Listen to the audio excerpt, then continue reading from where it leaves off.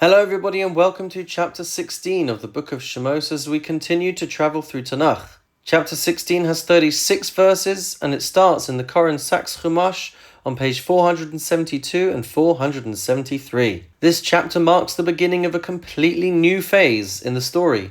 The Israelites have left Egypt, the sea has split, and the celebrations of the Shiras Hayam are over. Now the real challenge of freedom begins, life in the wilderness. Very quickly, the people begin to worry about food. In response, Hashem introduces a miraculous form of sustenance known as the manna, in Hebrew, man.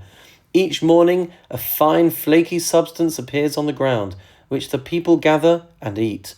The Torah tells us that the Israelites call it man, from the phrase, man who? What is it? Because they had never seen anything like it before. The manna comes with a set of rules that teach the people how to live as a free nation. Each person gathers only what they need for that day.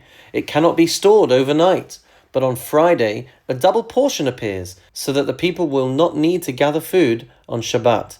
In this way, long before the giving of the Torah at Sinai, the Israelites are already being introduced to the rhythm of 6 days of work and a 7th day of rest. Alongside the manna, the chapter also briefly mentions quail. In the evening, flocks of quail descend on the camp, providing meat for the people to eat. While the manna becomes their regular daily food throughout the wilderness years, the quail seems to be a more occasional provision, appearing here as an immediate response to the people's complaints about hunger. So the chapter presents two forms of divine provision, quail in the evening and man in the morning. Together, they answer the people's immediate fear that they will starve in the desert. But the deeper message of this chapter is not just about food. Through the manna, the Israelites are learning a completely new way of living, a life built on trust, discipline, and the weekly rhythm of Shabbat. In fact, the only mitzvah that's recorded in Parshas Beshalach and in this particular chapter is the prohibition of not stepping outside the boundary on Shabbat. There is actually a limit to how far we are allowed to walk once we have gone outside of city limits. And that law is derived from this chapter because of the amount of effort that people would have to go to be able to retrieve their portion of manna for that day. With that introduction in mind, let us start with chapter 16, verse 1. Vayiseu me'elim, they journeyed from Elim, vayavo kol hadas b'nei Yisrael el midbar Sin. And the entire assembly, the congregation, the community, as it were, of the children of Israel arrived at the wilderness of Sin, Asher bein Elim uvein Sinai, which is between Elim and Sinai. B'chamisha asa yom l'chodesh hasheni, on the 15th day of the second month, Letzeisa me'eretz Mitzrayim, from their departure from the land of Egypt. So this is essentially a month since they have actually left Egypt, during which time they've travelled for a week, which brought them to the Red Sea. They've crossed over the Red Sea. Then they travelled for 3 days to the place called Marah, where they didn't have any water. And so it would seem a couple of weeks later, they are now reaching this new place between Elim and Sinai.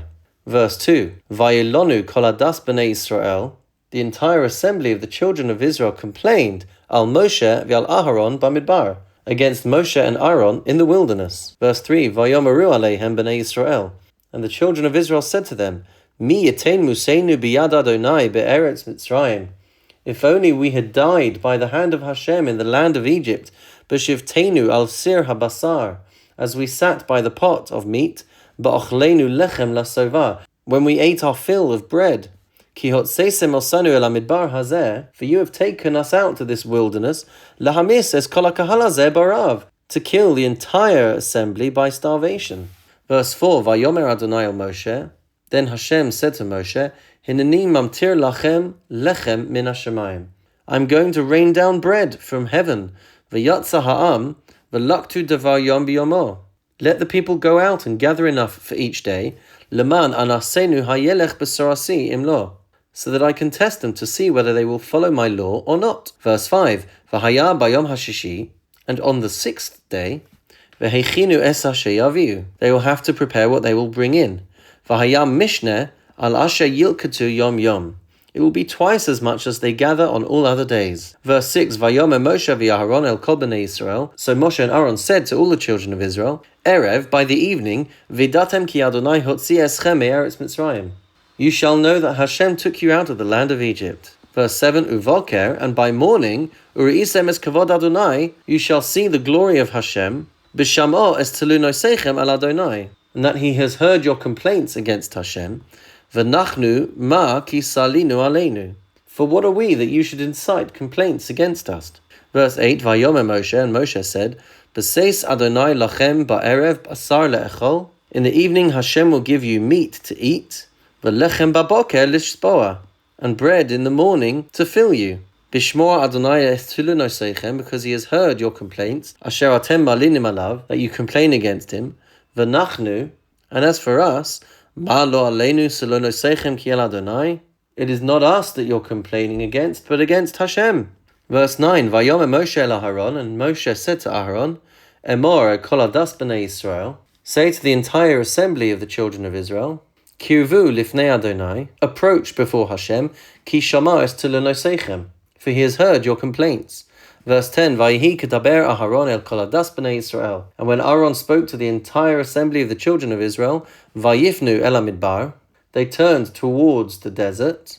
V'hinei, and behold, kavod Adonai nir'ah be'anan, the glory of Hashem appeared in a cloud. Verse 11, Vaydaber Adonai el Moshe lemor, and Hashem spoke to Moshe, saying, Verse 12, Shomati es telunos b'nei Yisrael, I've heard the complaints of the children of Israel. Daber alehem lemor, speak to them, saying, Bein ha'abayim tochlu vasar, in the afternoon you shall eat meat, uvaboker tisbeu lachem, and in the morning you shall be filled with bread. Vidatem, and you will know, ki ani Adonai Elohechem, that I am Hashem your God. Verse 13, Vayihi va'erev, and it was towards evening, Vatal haslav, that a flock of quail flew in, Vatachas es hamachaneh, and covered the camp. Uvaboker, and in the morning, Haisa shichvas hatal saviv lemachaneh, a layer of dew surrounded the camp.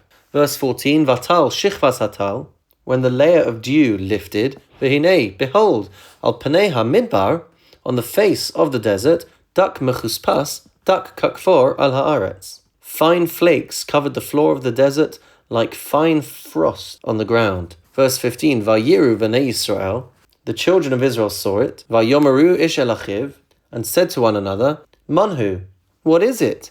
Ki lo yadu mahu, for they did not know what it was. Vayomer Moshe aleihem, and Moshe said to them, Hu halechem, asher nasan Adonai lachem la'achla. This is the food, this is the bread that Hashem has given you to eat. Verse 16, Zeh hadavar asher tziva Adonai. This is the thing that Hashem has instructed. Liktu mimenu, gather from it. Ish lefi achla, each person according to what they need to eat. Omer la gulgoles, an omer per person. Mispar nafsho seichem, according to the number of your people. Ish la'asher ba'ahalot tikachu, each take enough for all the people in your tent. Verse 17, Vayasu chen b'nei Yisrael, the children of Israel did so, Vayilkatu, and they gathered. Hamarbe v'hamamit, some gathered more, some gathered less. Verse 18, Vayamodu va'omer, but when they measured it with an omer measure, V'lo ha'edif hamarbe, those who had gathered much had none left over, V'hamamit lo hechsir, and those who had gathered just a little bit did not fall short. Ish lefiach lo lakatu, all had gathered as much as they could eat. You see, the primary purpose of this manna was that they should all understand that Hashem is the one who gives them the food that they need to be able to eat to survive. And so throughout these instructions we can see a number of important messages. In this last verse, where we read about each person picking and gathering exactly the amount that they would need for that day, we see that actually in truth Hashem gives us exactly what we need. Verse 19, Vayomer Moshe aleihem, and Moshe said to them, Ish al yoser mimenu ad boker, let no one leave any over for the morning. Why? Because this is a lesson that they need to have faith that Hashem will give them food once again the following day. So they don't need to save anything over.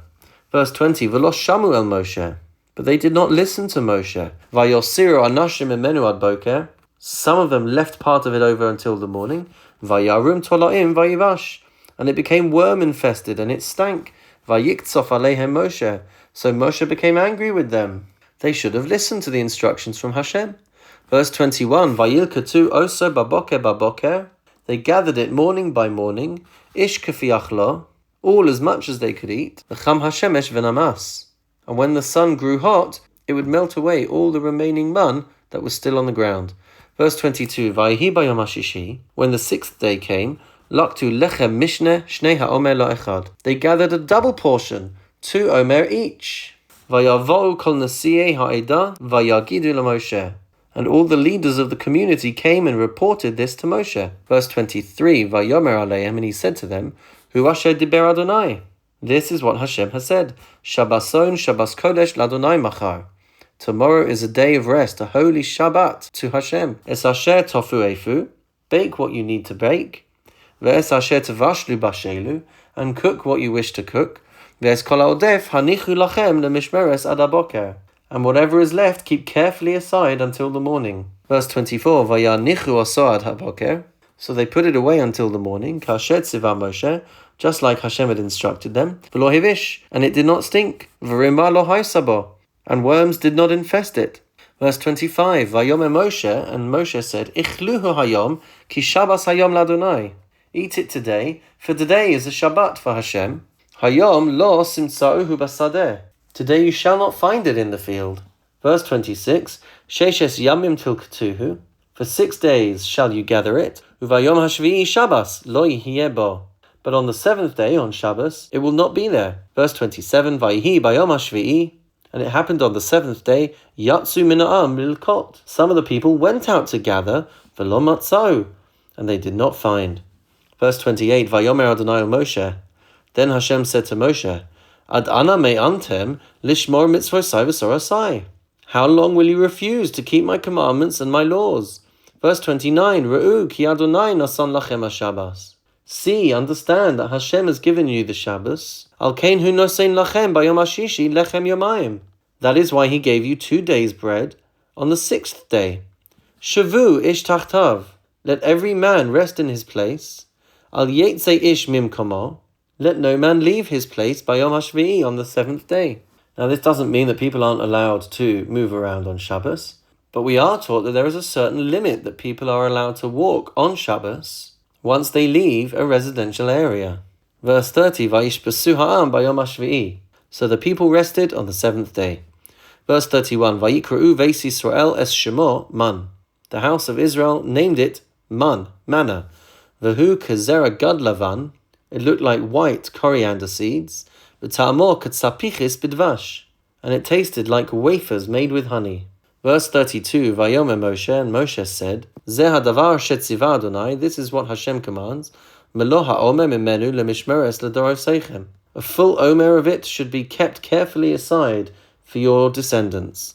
Leman yiru es halechem, so that they will see the food, asher he'echalti eschem bamidbar, that I fed you in the wilderness, but see eschem eretz Mitzrayim, when I brought you out of the land of Egypt. Verse 33, Vayomer Moshe el Haron, Moshe said to Aaron, Kach tzinsenes achas, take 1 jar, v'sen shama melo ha'omer man, and put an omer of manna inside of it, v'hanacho so lifnei Adonai lemishmeres ledoroseichem, and place it before Hashem to be kept for future generations. Verse 34, Kashet tzivah Adonai el Moshe, just as Hashem had commanded Moshe, vayanichehu Aaron lifnei ha'edus lemishmares. So Aaron placed it before the Ark of Testimony for safekeeping. Now what's interesting is we haven't created the Ark of the Testimony yet, but nevertheless it seems that they kept a jar of this manna so that people in the future would understand what it was that Hashem gave them to eat every single day while they were in the wilderness. Verse 35, Uvanei Yisrael achlu es haman arba'im shana. And the Israelites ate manna for 40 years, ad bo'am el eretz noshaves, until they came to the land where they could settle down. Es haman achlu, they ate the manna, ad bo'am el kitzei eretz Canaan, until they came to the border of Canaan. V'ha'omer asiris ha'efahu. And finally the chapter ends by explaining what the quantity of an omer actually is, and it says that an omer is 1/10 of an ephah, and that converts to about 2.2 litres. And that converts to about 2.2 litres in today's currency. And that brings us to the end of chapter 16. In the next chapter, chapter 17, we will read Parshas Beshalach, and we will read about another test for the Jewish people, where they get thirsty once again, and we will also read about the first encounter between the Israelites and the nation of Amalek. I look forward to learning that chapter with you. In the meantime, have a wonderful and meaningful day.